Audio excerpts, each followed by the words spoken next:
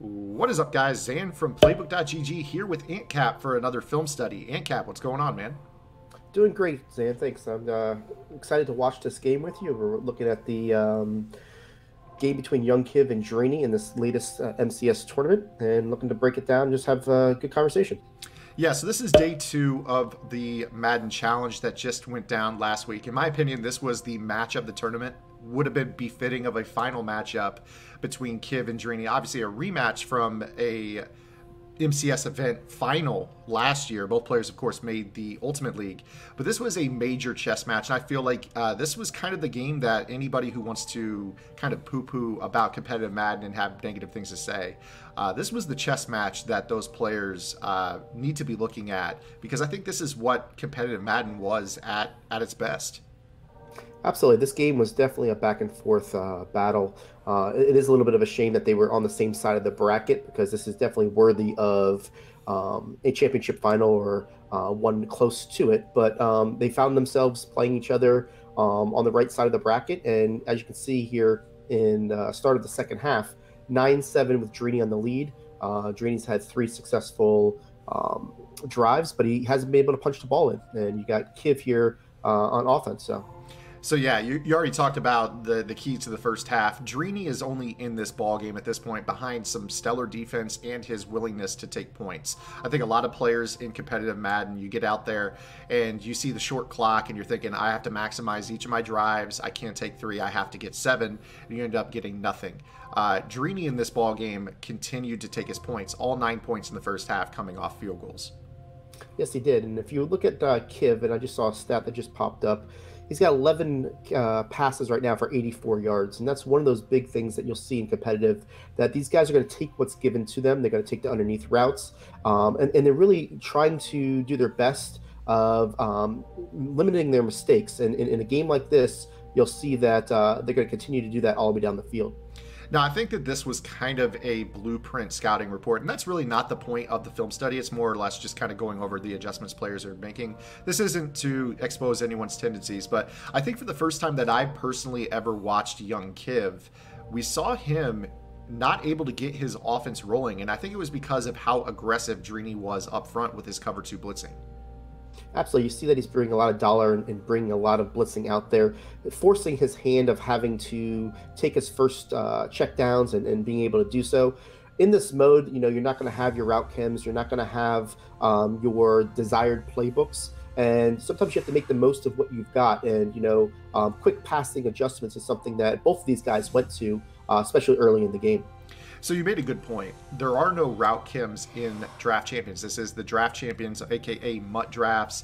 I'm not sure what other names they have for it, but this is obviously your mode where you are given 3 random playbooks, as should have been intercepted right there by Drini, down the seam there to Sony Michel. But you're given 3 head coaches, and whatever coach you choose, you have to take both their offense and defensive playbooks, and then on top of that, you're drafting 20 rounds of players. So you don't really get full control over your roster or the playbooks that might be coming your way in this mode.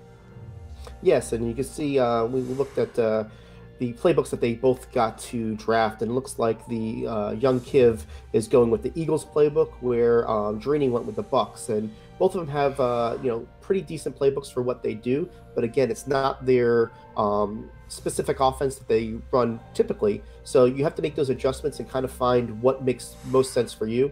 And you can see that Kiv likes to start in tight slots, then goes to bunch a lot of his offense, and it gets that Barkley to be out there in that slot position as far as a running back goes, and he's going to be using a couple different personnel that you would normally see, utilizing what he drafted. And I think that's exactly what the strength of this mode is, and that's why you see people like Drini, like Kiv, continue to make live events. They're able to adapt and play the game. I think a lot of people want to paint these guys as one-trick ponies. Kiv only runs Patriots, or Drini only runs the Saints on offense. Well, you're seeing these guys here deep in these tournaments running whatever's thrown their way with whatever players are thrown their way. I mean, you look right here. Kiv is facing 4th down and 4. He's got 2 running backs playing receiver here for him. He's got Barkley at tight end. He's got Sony Michel in at that slot receiver on the bunch side. He's only got DJ Moore and I believe that's Tyreek Hill out there as far as his routes go. And again, going down the middle, Saquon, great coverage there by Drini. And you're seeing he's really not comfortable. He's taking away the underneath crossers and then sticking with those deeper routes. And Kiv has not done a great job at this point of exploiting this aggressive defense. That's absolutely correct. And you can see he went twice down the middle to the seam, and both of those plays could have been picked off by Drini. And a lot of times you have to look at your personnel and kind of see what your strengths are. He doesn't really have a tall guy that can go up and get that. So, sometimes you look and Drini gave him that, and he knew that he was able to go ahead and make a play on a safety. These rosters are going to be kind of shuffled because of the way the drafts are. So, Drini could be playing to his strength that he's got a good free safety that can, kind of play center field for him, while, knowing that he's not going to have a guy that can go up and catch it. So sometimes you'll see the way that they're playing their defense is by design to highlight what the strengths of their team are. On the other hand, you look at Drini. We just talked about Kiv having to run Saquon Barkley and Sony Michel as receiving options. Drini got quite the draft. I mean, you take a look at him. He's got Eckler, who's a spin master in this mode. He's running Dalvin Cook, rather, at tight end. T.Y. Hilton's very, very fast. Todd Gurley at receiver. I mean, he has Julio Jones on top of that. So he has a slew of people that can make ball carrier moves, those running backs. And you see right here, Gurley just overthrown right there. Gurley was actually probably Drini's best receiver throughout this tournament. Yes, and also with the playbook design that he had, I mean, you saw him run Buck Sale. It's got a bunch that has a lot of variety to it when using the Buccaneers playbook. So not only did he get the receiving threats, but he got a playbook that is something that you should be a little bit more familiar with, using the Tampa Bay, and he definitely used it to his benefit here, as you see. Again, right there, Julio Jones setting up 4th down and 5, and again, this is right where you would see a lot of players press for that first down. Drini already up by 2 points, thinking, okay, a touchdown makes this a 2-possession game. Again, he takes the points that are given to him and he makes it a 12-7 ball game. Absolutely. I love this play call in the previous play. He knew that he probably wasn't going to get the whole down and distance, but if he got himself in a position to use the strength of his kicker to get that to a 5-point lead, he stands in basically control of this game. Up 5, heading to the end of the third quarter. At worst, if Kiv gets a 2-point conversion and a touchdown, it's still only a field goal apart. So getting those yards and not trying to go for the whole first down is a veteran move, and why he's always successful and as a competitive player. He makes those decisions pre-snap and takes what the defense gives him. We talk about the chess match at the top of the video here. And this is where we're seeing the real chess match start to come into play. We're here late in the third quarter, and now we're seeing Drini go to the big nickel over G. Again, we talked about a lot of nickel normal, some dollar out of him throughout this game. Here right now in a big pressure drive for Kiv, now he's just switching into the big nickel over G to eliminate any of those tendencies that Kiv might have picked up on the previous drives. Yeah, absolutely. And I think he's also, nickel over G is going to be a little bit better for him as far as a run defense. You can see that, he kind of started off with a little bit of running. And he's just really trying to throw different looks at him and trying to get Kiv to have to adjust per drive. And if you got a lot of opportunity in on your defensive side of the ball to give different looks, it gives the opportunity to where the opponent doesn't get to be settled in on one offense. Now you're seeing again back into that dollar, and I think this is where I really loved what I saw out of Kiv. Normally, Kiv airs it out every single down, but you saw after that last play, that check down underneath to, I believe, Tyreek Hill, was only 11 of 18 with a pick. I mean, that is a stat line that typically I have when I'm throwing out there. I'm a very balanced player. But now Kiv, struggling a little bit by his standards passing the ball, he goes down and shows he can run the ball a little bit here on this drive as well, trying to mix in, just keep Drini a little bit honest. Again, using this bunch into under center bunch, and then all of a sudden that makes you have to respect a completely different style of attack, although right there it looks like Drini did a pretty good job of containing that toss. Now again, I think that's why Drini just went with this aggressive approach against Kiv. He said, you know what, I'm going to make you have to throw the ball quick, check it down. You don't have conventional receivers, the receiver position or the tight end position. You're using these running backs. I'm going to try to make you dump it down underneath and see how reliable the hands are of these guys. Or if anything's open at all, everything is covered, I'm going to make you run the ball, which is something that Kiv doesn't like to do, but he did prove to do pretty well here as we head into the fourth quarter. Yeah, he went ahead and saw that when Drini went to that aggressive style dollar, he's like, you know what, I gotta find something that's going to work on it. And he had that nice run by Dion Lewis for I think about a 35-yard gain, and that's something that we'll see as the game progresses. Does he continue to go to that, or is he going to live and die by the short pass? And that's something that Drini has made a conscious effort of saying, I'm not going to give you time in the pocket. I'm going to send the heat, and let's see if you can nickel and dime your way down the field. You see right there's some big history between Kiv and Drini. Basically 2-1 for Kiv against Drini heading into this ball game, but it is Drini currently up by 5 with Kiv driving, and now we see Kiv coming out in this tight slots. Again, he's using that tight slots to audible into the bunch. And you see right now, he's really trying to use underneath options. It looked like he had 3 drags on that play before he flipped it. He's just trying to give himself options because Drini is doing a lot of heavy blitzing. But then again, Drini right here, after blitzing so heavily in the first half, goes to the 4-man rush, and Kiv is completely befuddled by it. Yeah, he looks like he had some lower routes to hit as far as the blitz goes, but once he was flushed out of the pocket, he really kind of limited his route combination there to be able to find somebody. So he did get his 1 yard. He's still at the 32-yard line, so he's in field goal range. This is kind of the play call that you got to say, you know what, I do want to get the first down if possible, but I can't take a sack. The sack takes you out of field goal range, really limits what you can do after this. So, it's something that you've got to be conscious of and make the right play call at the line of scrimmage for the success. So we got a big 3rd down and 9 here for Kiv.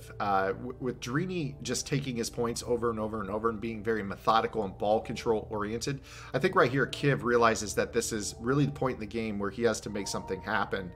And he gets really fortunate here on this play to not fumble with Russell Wilson, as you see the expression on Drini's face. Looks disgusted with not getting that turnover. So we got a big 4th down and 5 coming up right here. Personally, for you, if you're in Kiv's shoes, I mean, what do you do? It doesn't feel like Drini's given you any type of tell as to what he wants to do from down to down. Yeah, it's going to be one of those that you're going to have to put some route combinations on the field that you've got more than one option on different levels of the field. And if it looks like Drini's going to come back and blitz a bunch, and again, right here he didn't. He went ahead and held back, and that's part of the cat and mouse game. Young Kiv was able to make that dot under the circumstances, but even I would have expected heat there, and he didn't. So it's kind of one of those deals that, Drini seems to be one step ahead of people, and that's what's giving him the success as far as holding Kiv to only 7 at this point. I will say that right there, it did kind of feel like Drini played that down on tilt. He didn't really blitz heavily from the big nickel over G, but it seemed like when he was in dollar, he had a lot of success sending 6 rushers. Sometimes even 7 rushers at Kiv. Right there on that 4th down, he drops the coverage, and then you see Dion Lewis right here running the ball. Again, Kiv showing versatility down to the 1. But on that 4th down and 5, I was really expecting him to try to make Kiv make a quick decision. He sat back, and that slant gave him the new set of downs. And you see right here, that 1st down, huge run all the way down to the 1. Yeah, I mean, Kiv is in the position now that he had everything at his whole playbook open to him. You had around 3.5 minutes, and if he wanted to take a little bit more time off the clock and try to kind of have this as a 1-possession game, he had that opportunity. But by getting the big run, now he wants to punch it in and really take that 8-point lead if he can. And obviously, he's able to get that fullback dive in to make it a 1-point game, but also now going for the 2-point conversion here. So yeah, obviously right here, I think this is a situation we talk about this all the time. Do you chase points? In this spot, absolutely, because Drini has shown that he's sustaining 3+ minute drives. You have to get your 2 now. If there were 5 minutes left in this ballgame, I'm not sure I wouldn't even still chase the points against Drini, just because he's been shown that, yes, his drives will stall, but he's going to take 3+ minutes with him every single time. He goes back to the well here, though. I'm not sure I agree with the back-to-back fullback dives right there. I think that more or less that was him playing. I believe his quarterback was Mike Vick. Is that correct? I believe he had Wilson, actually. Okay, Russell Wilson. Yeah. Okay, so again, I think that a lot of times you see players that, maybe the red zone or the 2-point conversion is an area of the game they don't lab a lot. I know that not to be the case there with Kiv, so he had to have been thinking something with that front, and maybe just got an unlucky block shed right now. But this is the moment that you wait for here in competitive Madden, the money drive here. You're going to see Drini. He just needs to get in field goal range after that huge 2-point conversion stand. So right here, you're on defense nursing a 1-point lead. What is your defensive philosophy? Are you somebody that likes to really gas it up, or are you going to more so drop coverage and see if they can beat you with good route combinations? I feel like the pressure's on the offense here. I'm going to continue to send heat. I feel like the last thing I want to do is have them put a route combination together that's going to get them down the field easier. So I want them to earn every throw, every 5-yard dink and dunk. You're in the lead, so I want to make sure that if they can handle the pressure in a pressure situation, I'll tip my hat to them. But I'm definitely not going to sit back and play coverage and allow them to pick me apart. And that's basically the way I would go about it every single time. So you saw right there on his first down, he threw that check down, kind of like you talked about right here. Looks like he comes back here on a fresh set of downs from around midfield. And you see Kiv get aggressive. He likes to run blitz right there. Holds that that inside handoff to Eckler for a gain of 3. But again, right here in salary cap, I'm sorry, not even salary cap. We're talking about MUT drafts. You're talking about those kickers actually having bigger legs than the kickers that they have in salary cap. So these guys have been training their minds to kind of go down the field with thinking, okay, 53, 54 is about what most people pay their salary cap kicker to hit from, about 54 yards. Here in MUT drafts, you're going to have a little bit bigger legs. So this actually probably feels pretty comfortable for Drini, thinking that, okay, I don't have to go as far into Kiv territory as I would on salary cap mode. Yeah, I mean, I'm looking at 38-yard line at this point. Getting myself about a 55-yard attempt.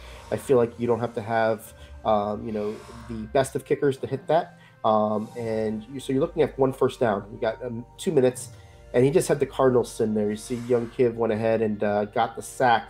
That's tough. I mean, that's something that's the one thing you can't do when you're in that position. And, Kiv comes in and brings the pressure home. You see right there, you can definitely tell Drini upset with that decision right there, trying to roll left and throw the ball out of bounds with Carr. Sets him up 3rd down and 17. Of course, this is 4-down territory, but the other thing you have to consider, you can't afford to use a timeout right here, but nice little step up in the pocket by Carr, pulls down the hook zone, hits that crosser down around to about that area of the field, and you can tell Kiv is absolutely disgusted with his zone biting up on that play. Absolutely. It looks like he had his user on that play, and he had to make a decision that just by stepping up in the pocket, do I go after the quarterback or do I stay with that route? And obviously it looked like just that little bit of hesitation found himself in no man's land, and Drini was able to take advantage of that. And you're in the perfect spot now. Minute 34, you're in field goal range already.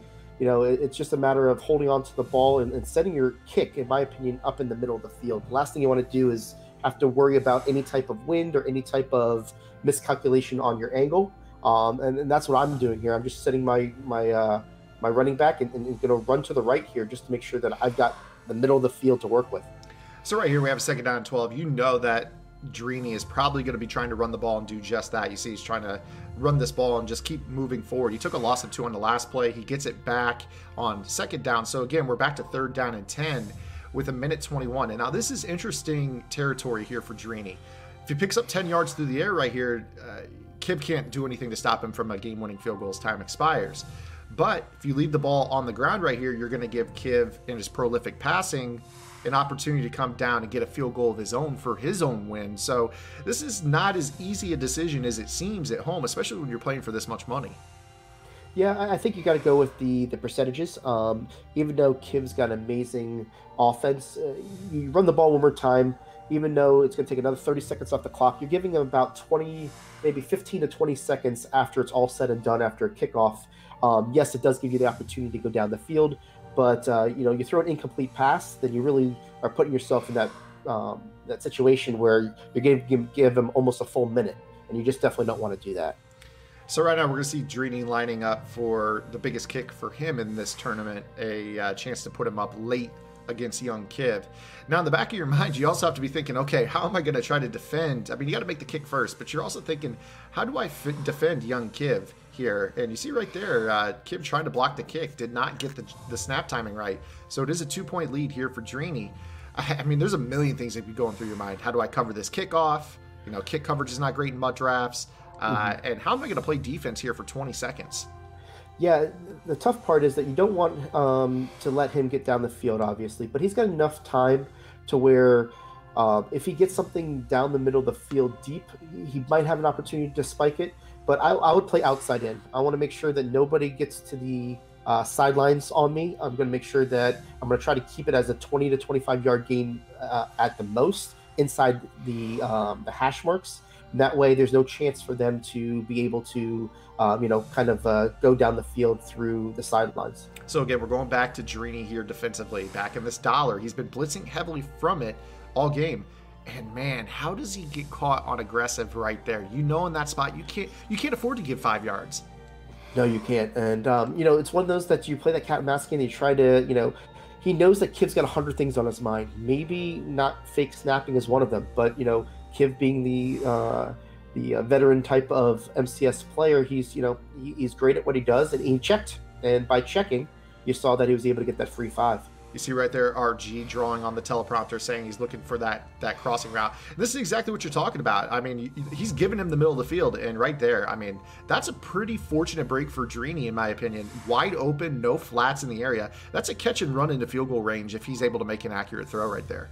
Yeah, it was. I really liked what Kiv did on that. Just the execution just wasn't there. He wanted to get the attention of all his receivers going to the wide side, where he kind of snuck his tight end player, which was Barkley, to the short side, and he was able to catch that. He would probably been able to get out of bounds and a good amount of yards. But now it kind of changes the whole game here, obviously. And right there, I think in that spot, it's tough to tell yourself this. You got to throw that ball downfield right here, because now there's no chance you're getting into field goal range in 8 seconds and stopping the clock. I think right there you have to take your chances down the middle. I mean, it's easy to sit home and nitpick reads like this for thousands and thousands of dollars, but I just think of that spot, if Kiv had that back, he probably takes the shot down the middle to Sony Michel and just sees what happens.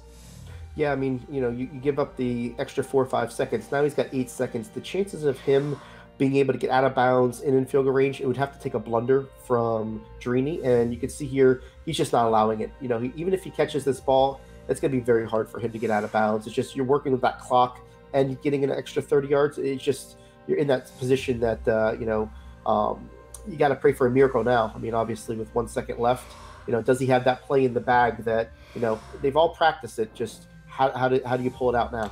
And I'm going to say that if he had it, it was the play on the last down. I actually, despite the results falling incomplete, I really love that decoy playmaker right there. Just did not fit the throw in. Wouldn't have been able to get out of bounds had he fit the throw in anyways. So it's just a little bit too little too late. And then, of course, right here, we've talked about this, the 10-second runoff. That was actually a theme in our Friday Night Football as Drini goes to 2-2 in his MCS career against Young Kiv. Nothing to be taken away from either players. I think this was a really awesome chess match. I've never seen Kiv put into a spot where he couldn't dictate offensively. Super rare to see that. And then, of course, Drini, he was very well dictated by what Kiv was doing, and just him game planning and taking his points and really playing the moment is the reason that I felt that he won this ball game. Yeah, I mean, if you look at Drini, he didn't actually get any touchdowns. He hit all field goals. He was able to stay composed the entire way, and he definitely had his defense going for him, and he was going to take the points. He didn't force anything in the red zone to get those extra points, and obviously it paid off for him. And he did a great defensive game plan that obviously allowed him to move on in this tournament. So I think the two things, if you're at home trying to learn from these great players in this amazing chess match, one of the best games I've seen all year, just in terms of the high level IQ Madden that was played. One, take your points. It's not sexy, but three in the first quarter always comes back to bite you in the fourth quarter. I can't tell you how often it does for me, where I chase points, fourth down in inches from my opponent's 7, thinking I can set up first down and goal. I don't take my 3 and I get stuffed. Those things come back to bite you, and you can see that 5 field goals can win a ball game, especially if you have stout defense, and that's exactly what Drini did. Now, if you like this video, go ahead and hit that subscribe button, and make sure you check out these videos below for the most helpful Madden tips. If you're looking to learn from the best players in the world, head over to www.playbookgg for the most detailed game plans in Madden.